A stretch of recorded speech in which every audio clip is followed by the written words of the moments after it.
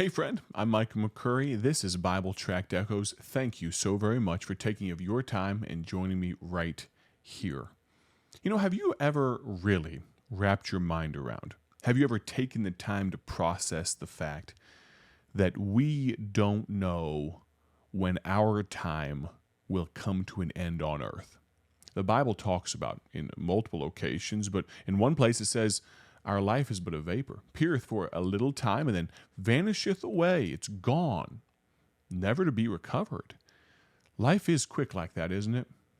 A dear friend of my parents just got word not long ago, last month, that they passed tragically under not unusual circumstances, an accident. Just something that happens. It happens all the time.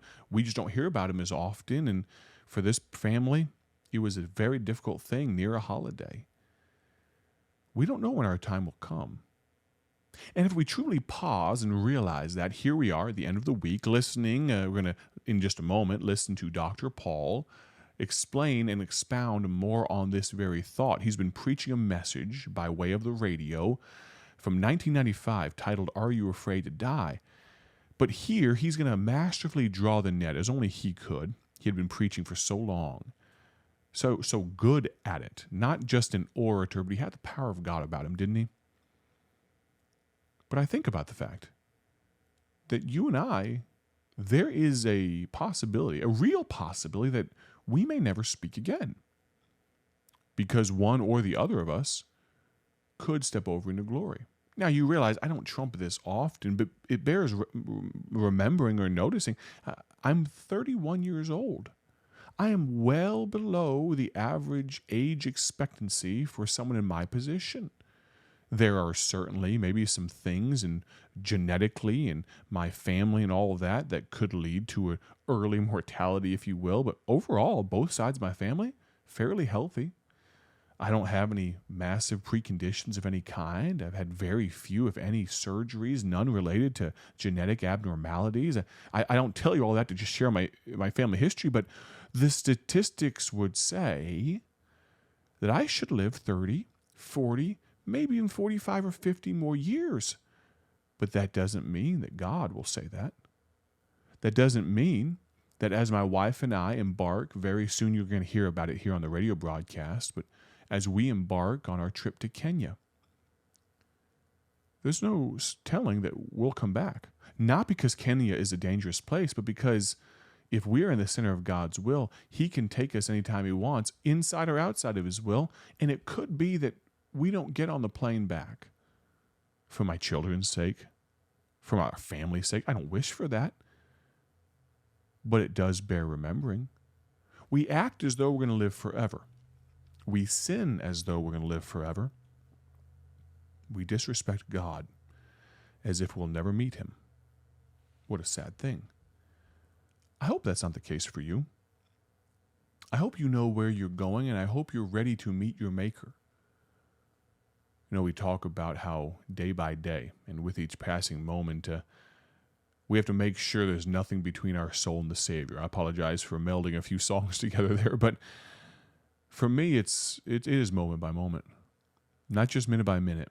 There's so many times that I'll allow myself to spiral, and I'll not be living in a way that I should, even just in a brief moment, and I pull myself up short. Am I ready to meet my Maker? I'm not talking about sinless perfection. I'm talking about the fact that I want, should the trumpet sound and we're called out of here, or if I just take my last breath, it could be today, it could be this weekend, I want to be ready to meet Him. As you listen to Dr. Paul now, would you keep that thought in the back of your mind? And as we conclude in just a moment, after I come back on, we'll talk a little bit more about that. Listen to Dr. Paul from 1995, just a year before he passed away, preaching this message, Are You Afraid to Die? And all this guy's got is a rope 3 foot long. And so he got up there on the hill, and I started to pray because my brother taught me to pray about everything. Boy, I started to pray, and I was peeking too while I was praying, you know. And Harry went down the hill, and the next thing you know, his feet were dangling in the air. And I could hear that that pulley up there, clickety, clickety, clickety, clickety, clickety, clickety, click, going, and he just kept right on going and going and going. And finally his feet hit on the other side over here. And when he did, he turned around and he said to us kids up there, he said, "It was fun. I'd like to go again." See? That's what Paul said. I went to paradise and came back. Man, that was wonderful. I wouldn't mind dying again. I have a desire to depart. Well, then we kids had to go. Well, I don't remember if I went first or not, but I was one of the tallest ones, so I had to be one of the first ones. And I was also the skinniest. I was so skinny in those days, I'd take 4 steps before my pant legs would move. Man, I was really skinny.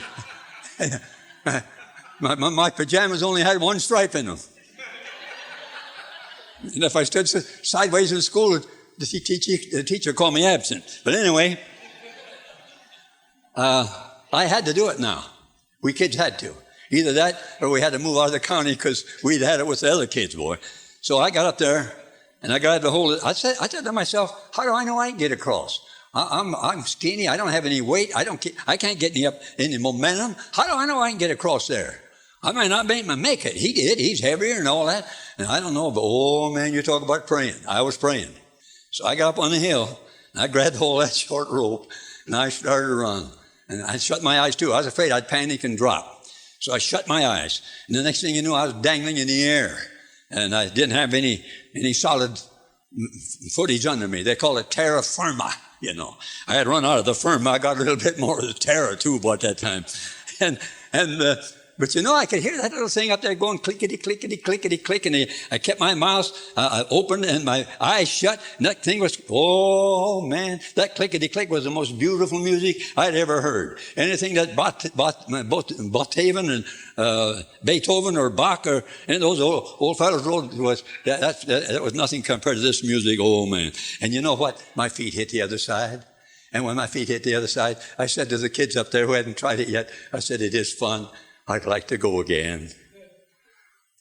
Isn't it wonderful? God let the Apostle Paul get stoned, let his spirit leave his body, go to third heaven into paradise. You say third heaven? Yeah, the first heaven's where the kids fly the kites.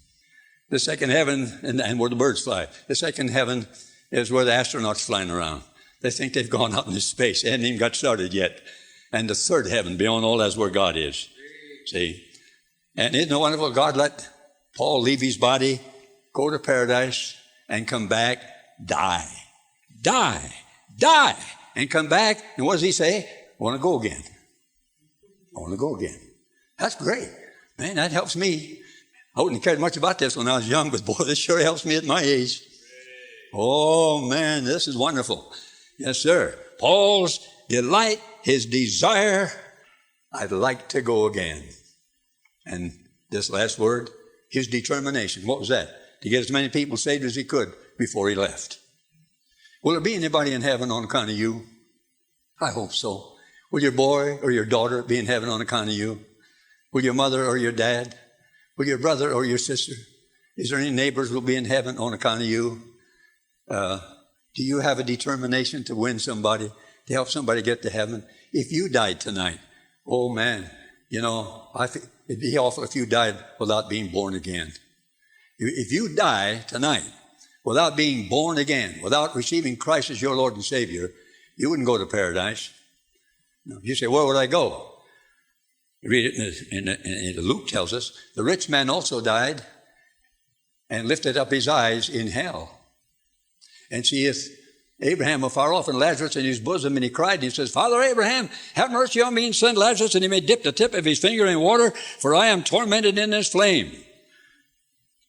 Now, the rich man is in hell, beyond all hope of ever being saved. But he's got his memory. He remembers Lazarus, and your memory's in your brain. Where was his brain at that time? Buried somewhere on earth. His brain, his body is buried on earth. But wherever he is in hell, he's got enough brains to recognize Lazarus. And he cried. First he saw Abraham over there. He saw him. Well, that's the same as if he's got eyes, isn't it? But his eyes were buried on earth. But if he could see in hell, that's the same as if he had eyes. And he could hear. And his ears were buried on earth, but he can hear in hell. It's going to be awful to go to hell. Man alive, if I didn't know for sure I was saved tonight, I wouldn't wait. I wouldn't even wait like this preacher got through preaching. I come down this aisle and say, somebody show me how to get saved. I want to make sure I'm saved before I die. And don't put it off. You don't know how long you're going to be around. You don't know what you say, I'm young yet. I got lots of time. Yeah, I know. You're like a 17-year-old boy up in Flint, Michigan, and right across the street from where the preacher lived that I was holding meetings for, his granddaddy, they had a basketball court, and this boy's name was Dave, and he's over there shooting baskets one day by himself, and they saw him fall, and they ran over there, and he was dead, 17. A 15-year-old boy came into the gym class up at Normal a few years ago, died right on the gym floor. You don't know how long you're going to live. A man out in Ohio said he wouldn't come to hear me preach, even though he was invited. And on Thursday, he said to his wife, I'm going to watch the midnight show. And she said, I'm going to bed. And she went to bed at 3 o'clock in the morning. She found out he hadn't come to bed. And she went out there, found him sitting in a big easy chair with a television set in front of him. The program was over. The set was still turned on. And she tried to wake him up, but he was dead. He didn't have time to come to church. Didn't have time to accept Christ. Didn't have time to get right with God. But he had to take time to die and go to hell and be there forever. Boy, you say, did he know he was sick? No, he didn't know he was sick. Well, he must have been 90 years old if he died that quick. No, he was 30 years old. 30 years old. And die lost and doomed and damned forever and ever and ever. Let's bow our heads in prayer. You know, friend, it is the truth. We don't know when our time will come. Dr. Paul, what a marvelous job he did all this week. I realize what time of year it is. I realize we should be festive and jolly, and it should all be twinkling lights and mistletoe. I get that. But I realize that there are numerous people right now under the sound of my voice. You could be good church-going folks, and you're not sure where you're going when you die. You could be good church-going folks, and you've considered taking your life. You could be, you name it, fill in the blank. Maybe you don't go to church. Maybe you do go to church. Maybe your mama's a saint, your daddy's a deacon. I don't care which. But you are concerned and afraid of death. I'd love for you to reach out. You can text me right now. I'd love to hear from you. 309. Start texting me right now. I'd love to hear from you. I'll respond as quickly as I can. 309 316 7240. I'll be honest with you, friend, nothing would bring me more joy than to show you from this Bible right here in front of me how you can know for sure where you'll go. Text me 309 316 7240. I look forward to speaking to so many of you, if the Lord should allow, Lord willing, and the church don't rise, next week here on Bible Tract Echoes. I'm Micah McCurry. Thank you so much for listening. Have a great day for His glory. Make sure you join us next week. Got some exciting things ahead of us as we get closer to Christmas. God bless.